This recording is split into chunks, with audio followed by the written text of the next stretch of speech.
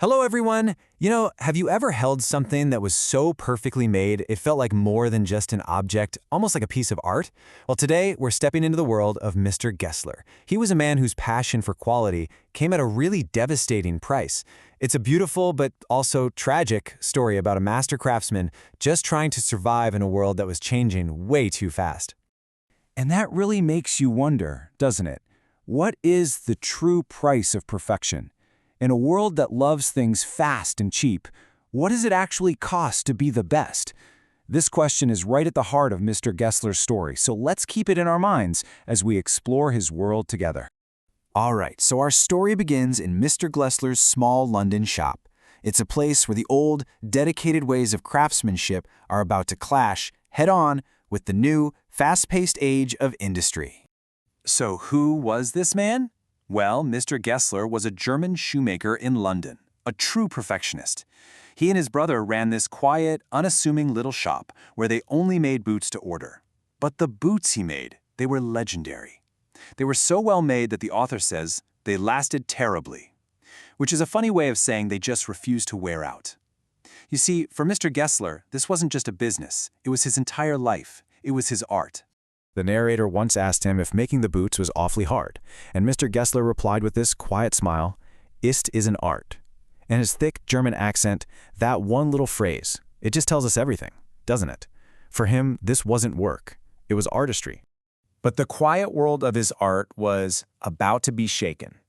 The big turning point comes when our narrator walks into the shop, totally by mistake, wearing a pair of boots he'd bought from a big commercial company.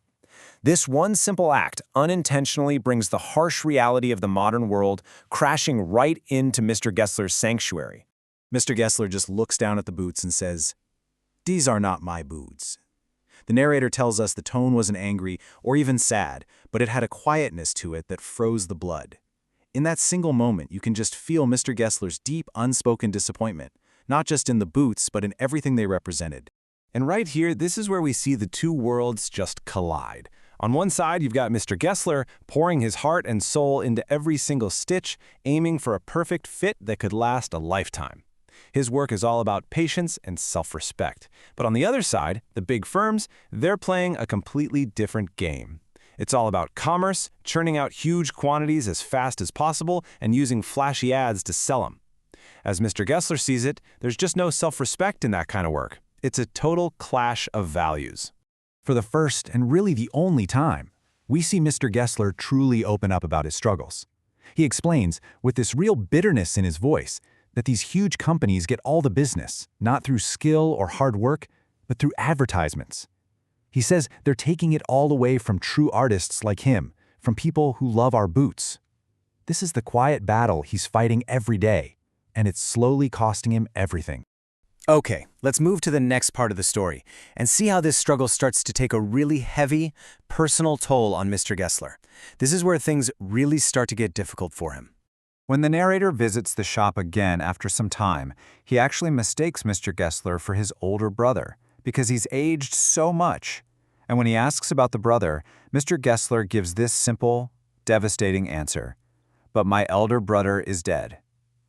Just those few words, they carry such an immense weight of loneliness and loss. With his brother gone, the quiet little shop becomes even quieter. The narrator can't help but notice how old and tired Mr. Gessler has become. He's now carrying the entire weight of the business and the dream of his boots all by himself. His loneliness is almost a physical presence you can feel in the shop. So, years go by. The narrator, who's been out of the country, finally returns to London. And one of the first places he feels drawn to is his old friend's shop, hoping to find him one last time. But the change he finds is just shocking. Mr. Gessler, who was 60 when he last saw him, now looks like a man of 75. He's described as pinched and worn, and you can see that the long struggle for his art has carved itself deep into his face. He doesn't even recognize the narrator at first.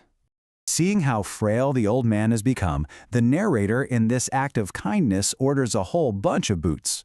The wait is agonizingly long, but when they finally arrive, they are perfect. I mean, more than perfect. They are the best Mr. Gessler has ever made, a flawless, final masterpiece. Just a week later, the narrator is so thrilled with these magnificent boots that he decides to go back to the little shop and tell Mr. Gessler just how splendid they are. But when he gets there, he finds a terrible and final change. The familiar sign Gessler Brothers, it's just gone. His name, his whole identity has been wiped away, replaced by the storefront of some new business. The narrator goes inside, feeling very disturbed, and finds a young Englishman working there. When he asks about Mr. Gessler, the new shopkeeper delivers the most devastating news you can imagine. Dead. And he goes on to explain the tragic reality of it all. Mr. Gessler had starved himself. It wasn't quick, it was a slow starvation, as the doctor called it, brought on by his unwavering, all-consuming dedication to his work. So, why did he fail? It wasn't for lack of skill. He was the best there was. But his ideals just couldn't survive in this new world. He refused to advertise. He poured every single penny into the finest leather, leaving literally nothing for himself. His perfect boots took a long time to make, and customers just wouldn't wait anymore. And so tragically, in his complete devotion to his art, he forgot to even eat. This incredibly sad ending leaves us with some really important and powerful things to think about. You know, this story is about so much more than just a shoemaker. It's a reflection on our own world. Mr. Gessler's story really forces us to look at some tough truths.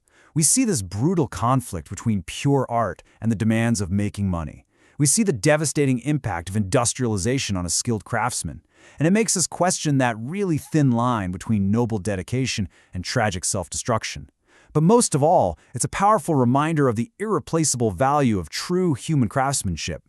And if there's one key moral we can take away from Mr. Gessler's life, it's this. His commitment to excellence was truly admirable. But in a changing world, you need some kind of balance to survive. His refusal to compromise on his art is what made him great, but it was also what led to his tragic end. So in the end, who was the man behind the boots?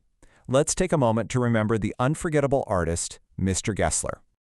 He was a man of absolute honesty. If a boot wasn't perfect, he wouldn't charge you for it. His dedication was total. He lived inside his dream of boots.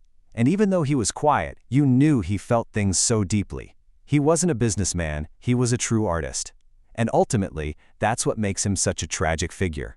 A master who died for the very ideals that made his work so perfect.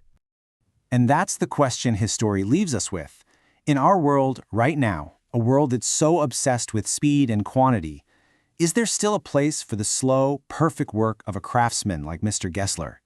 Thank you for watching. If you found this explanation helpful, please like, share, and subscribe to my YouTube channel, The Ace Archive, for more such easy and engaging lessons. See you in the next video.